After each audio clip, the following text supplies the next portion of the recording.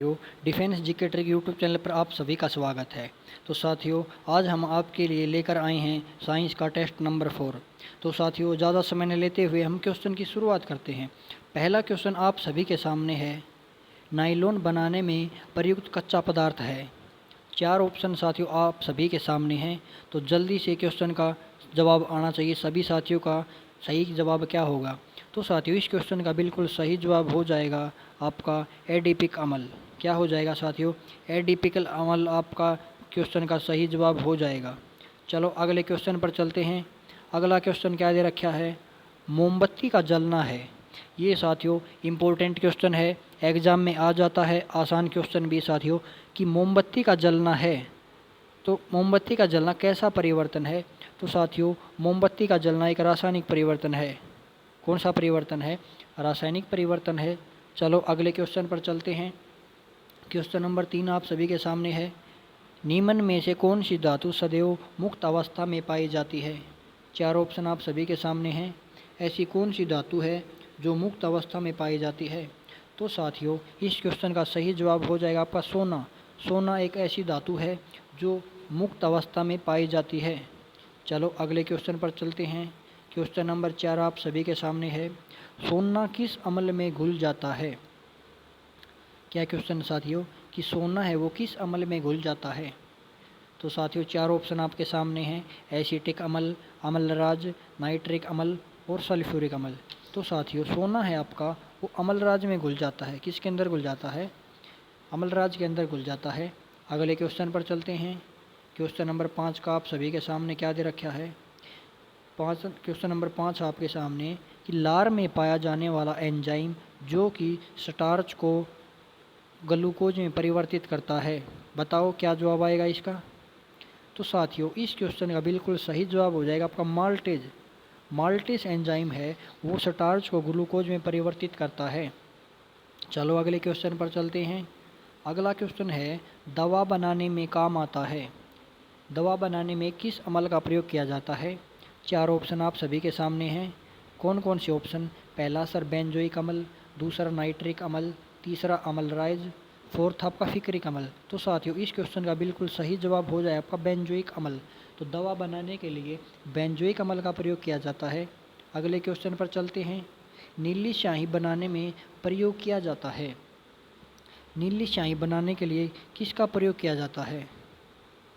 तो साथियों, इस क्वेश्चन का बिल्कुल सही जवाब हो जाएगा आपका फेरस सल्फेट का।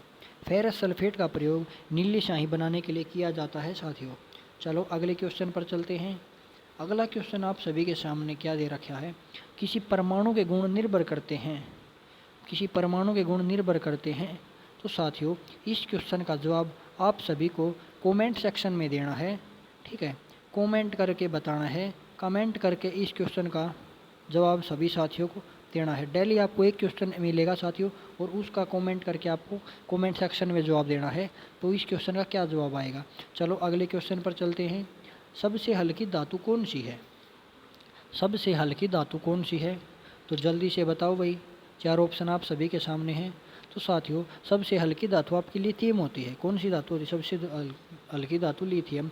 अगर भारी की बात करें, भारी होती है आपकी ओस्मियम। कौन सी होती है सर? साथियों, ओस्मियम।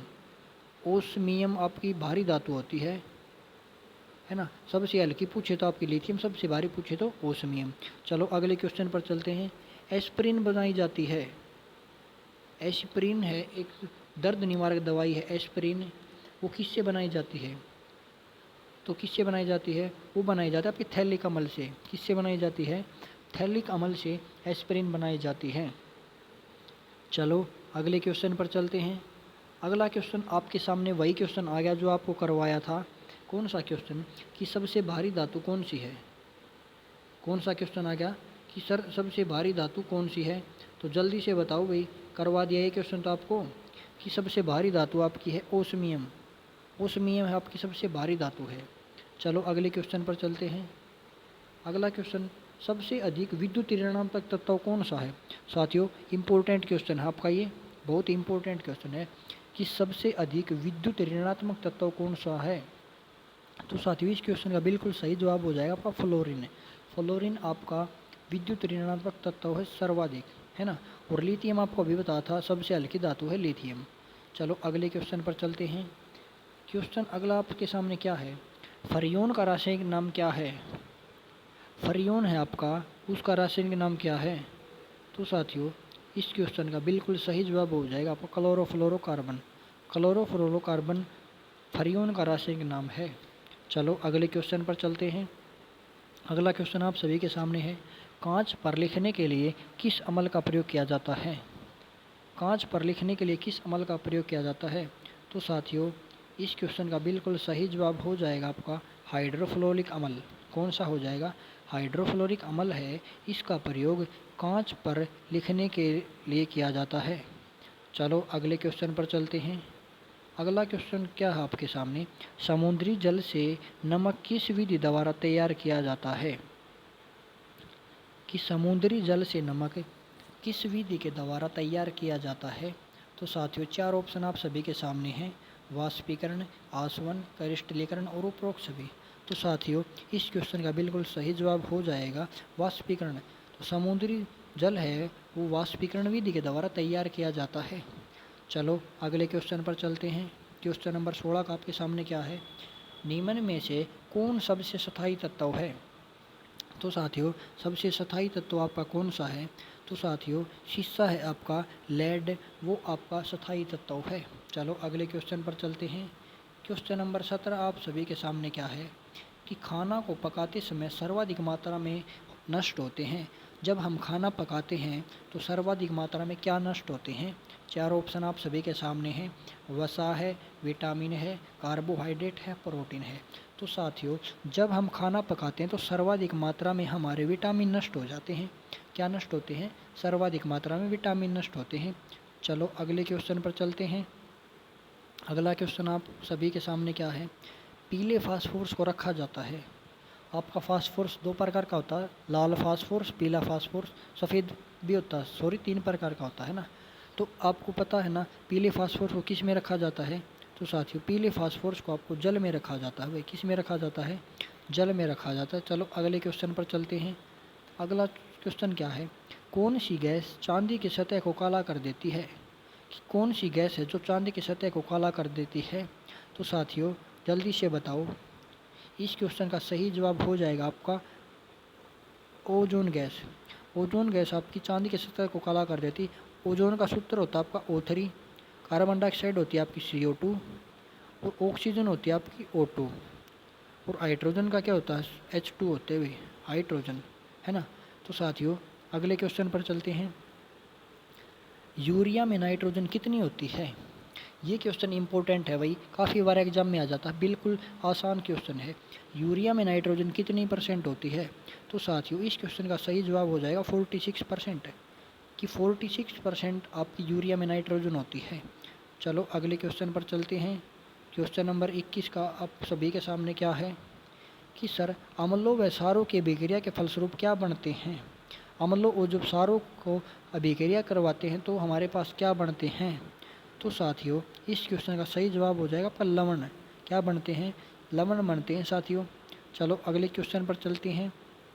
अगला क्वेश्चन आप सभी के सामने क्या दे रखा है, सबसे शुद्धतम जल है। सबसे शुद्ध जल किसका जल होता है साथियों। 4 ऑप्शन आप सभी के सामने हैं, समुंदर का, वर्षा का, नदी का और कुएं का। तो आप सभी को पता है साथियों कि सबसे शुद्ध जल किसका होता है। सर सबसे शुद्ध जल बरसात का जल होता है, सबसे शुद्ध जल होता है ना। चलो अगले क्वेश्चन पर चलते हैं। क्वेश्चन नंबर 23 आप सभी के सामने है, मलेरिया परजीवी को नष्ट करने में प्रयुक्त होती है। मलेरिया का जो परजीवी उसको नष्ट करने के लिए कौन सी औषधि अच्छी होती है भाई। तो साथियों इस क्वेश्चन का बिल्कुल सही जवाब क्या हो जाए आपका, सर क्लोरोक्विन। क्लोरोक्विन होता है ना वो मलेरिया को परजीवी के नष्ट करने के लिए प्रयुक्त होती है। चलो साथियों क्वेश्चन नंबर 24 पर चलते हैं। आदर्श गैस की आंतरिक ऊर्जा किस पर निर्भर करती है ना। तो साथियों 4 ऑप्शन आप सभी के सामने हैं, आयतन पर, दाब पर, ताप पर और सभी पर। तो साथियों इस क्वेश्चन का बिल्कुल सही जवाब हो जाएगा ताप पर।